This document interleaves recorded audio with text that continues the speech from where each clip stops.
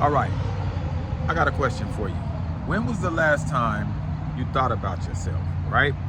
When was the last time you considered who you are, what you desire, what you want, right?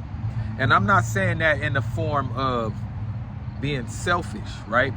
A lot of times you were taught everything you think about concerning you is selfish, when in fact, you got to consider yourself sometimes, right? If you always moving at the beat of another man's drum, at what point do you consider yourself, right?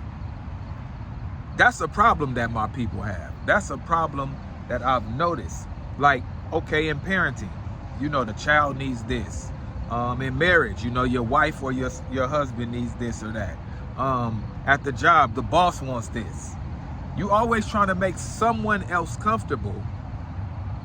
And there's nothing wrong with being a servant to the people. We're supposed to. But at the same time, you have to also have some kind of self-interest, right? You can't always be interested in other people's needs to the point where it's affecting you and your personal growth. How can you help other people if you're not growing yourself, right? So the reason I'm bringing that up is because that is a real thing that people deal with. Some people are so caught up with doing what other people expect of them that it affects their personal growth, their personal confidence. And you just can't move like that. You know, you got a world right now that people is moving off of what society dictates, off what society tells them they're supposed to move like. And it's affecting us as a people in the whole world. Everybody moving according to what social media dictates. How this blog site or that site or this video said you're supposed to act. And you got a lot of people showing out and acting crazy when that's not actually their real nature. You know what I'm saying?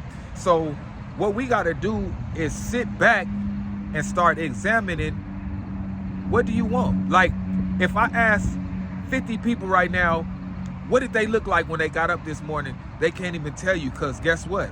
They never actually looked in the mirror at themselves. They might have washed their face, they might have brushed their teeth, but a lot of people don't even look at themselves. Meaning, you moving a certain way in life that really has nothing to do with you, to the point where you can't even look yourself in the mirror. I'm not choosing to live life like that. And I'm encouraging you to examine yourself and start writing down things that are of your interest and trying to check those things off the box to improve yourself, right? Because you moving at the wrong pace. A biblical scripture, right? Isaiah 1:3, it says, the ox knoweth his owner. So you telling me an ox, right? An ox ain't like your Frenchie, right? Or your little Yorkie that's in the house, that's sitting on the couch with you, that you feed your table scraps, right? We're talking about an ox. They usually move in herds, right? But it says the ox knows his owner. Interesting. And the ass his master's crib. So you telling me an ass, right? Donkey from Shrek, he know how to find his way home no matter where he's at. Then it says, but Israel does not know. So the nation of Israel don't know their owner or where their land is. That means they're not paying attention to things that apply to them.